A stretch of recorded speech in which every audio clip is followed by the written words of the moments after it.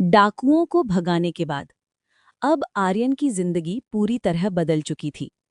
लोग उसका सम्मान करने लगे, उसे अपना नेता मानने लगे। लेकिन आर्यन अब भी खुद को एक साधारण इंसान ही समझता था।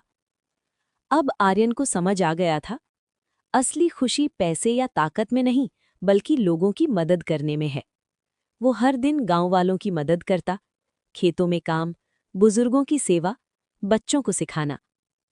एक दिन खबर आई कि पड़ोसी राज्य का एक क्रूर राजा हमले की तैयारी कर रहा है। उसकी सेना बहुत बड़ी थी। अगर वो आया तो सब कुछ खत्म हो जाएगा। गांव के लोग घबरा गए। हम कैसे बचेंगे? किसी को कोई रास्ता नहीं दिख रहा था। आर्यन आगे, अब वो एक सच्चा नेता बन चुका था। आर्यन ने गांव वालों को तैयार करना शुरू किया, उन्हें लड़ना सिखाया, रणनीति बनाई, एकजुट किया। अब सबके अंदर हिम्मत आ गई। उधर महल में राजा वीरेंद्र भी परेशान था। अगर ये युद्ध हुआ तो राज्य खतरे में पड़ जाएगा। लेकिन उसे अपने बेटे की याद भी आ रही थी। कुछ दिनों बाद दुश्मन सेना ने हमला कर दिया। चारों तरफ उस गांव में एक घर था जहां रात को कोई भी जाने की हिम्मत नहीं करता था। कहते हैं वहां एक आत्मा रहती थी जो हर रात किसी को बुलाती थी। और एक दिन एक लड़का उस घर के अंदर चला गया, लेकिन वो वापस आया तो सही, पर अकेला नहीं।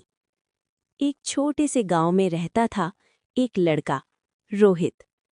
रोहित बहुत जिज्ञासु था। उसे हर रहस्य जानने का शौक था।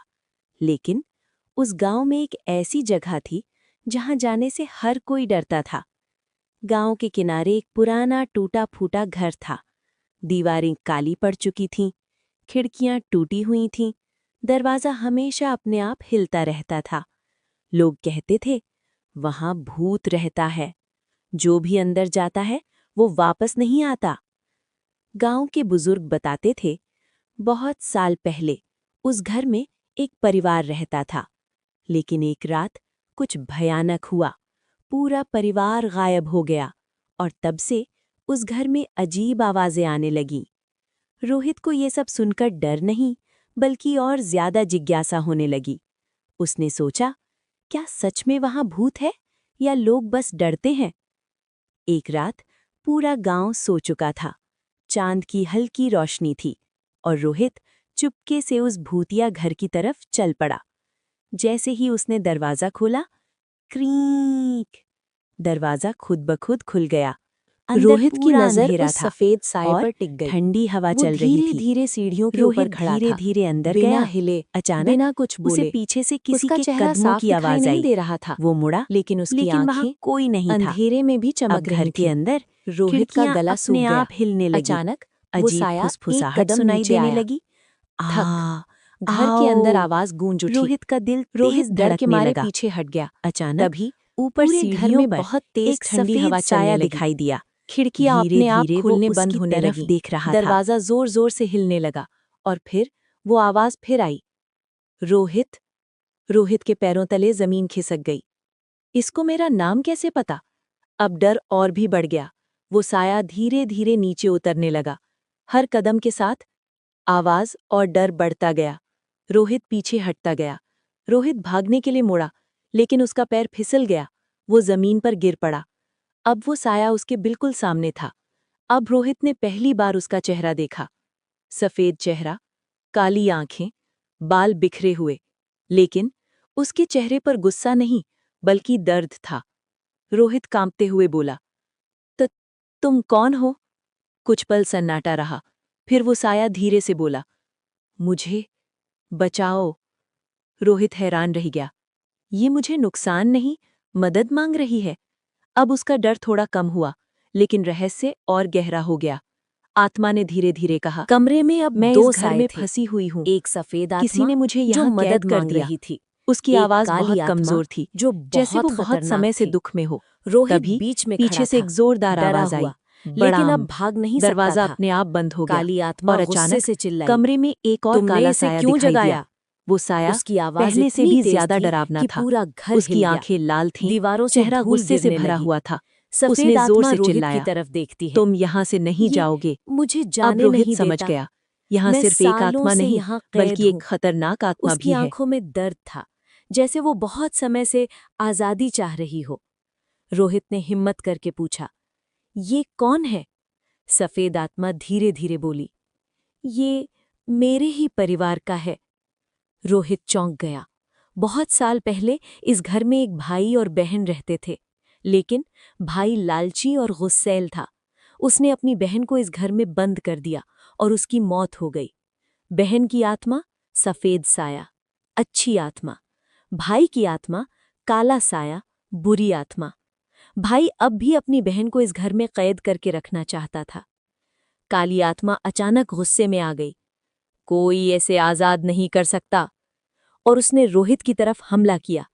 हवा का तेज झोंका आया। रोहित दीवार से टकरा गया। उसका शरीर कांपने लगा। अब मैं नहीं बच पाऊंगा। लेकिन तभी रोहित को याद आया, अगर मैं डर गया तो ये आत्मा कभी आजाद नहीं होगी। उसने खुद को संभाला। रोहित जोर से चिल्लाया, मैं इसे आजाद करूंगा। पूरा घर जैसे एक पल के लिए रुक गया। हुए उस काली पुराने आत्मा कमरे और में खड़ा गुस्से में था। आ गई।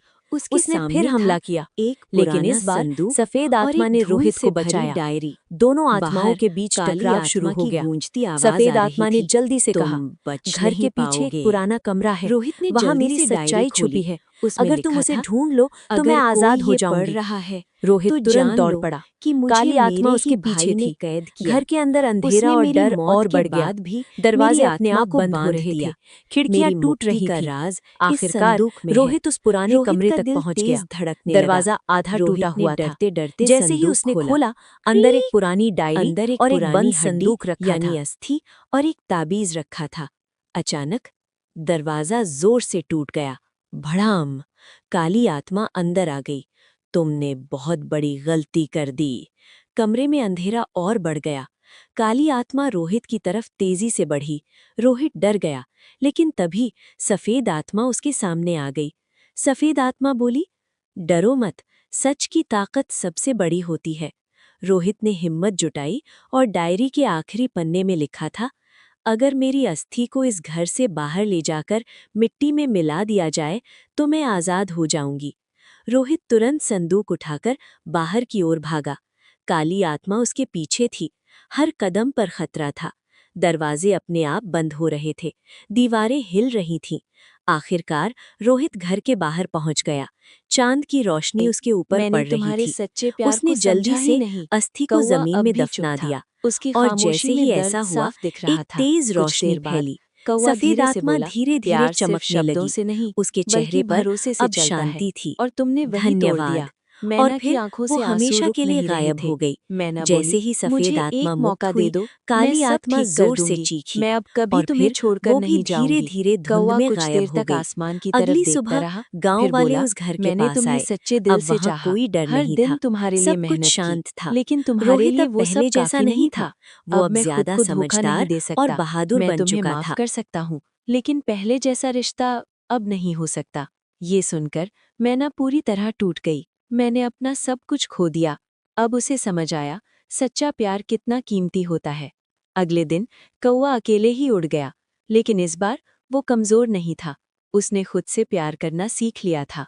मैना अब अकेली रह गई। हर दिन, हर पल उसे अपनी गलती याद आती। लेकिन अब बहुत देर हो चुकी थी। समय बीता और यही कहानी इंसानों की दुनिया में भी दिखी। एक लड़का जो सच्चा था, एक लड़की जो बेहतर की तलाश में थी। लड़का उसे दिल से चाहता था, लेकिन लड़की ने उसे छोड़कर किसी और को चुन लिया। कुछ समय बाद लड़की को अपनी गलती का एहसास हुआ, लेकिन तब तक लड़का आगे बढ़ चुका था। उसने खुद की इज्जत करना सीख लिया था।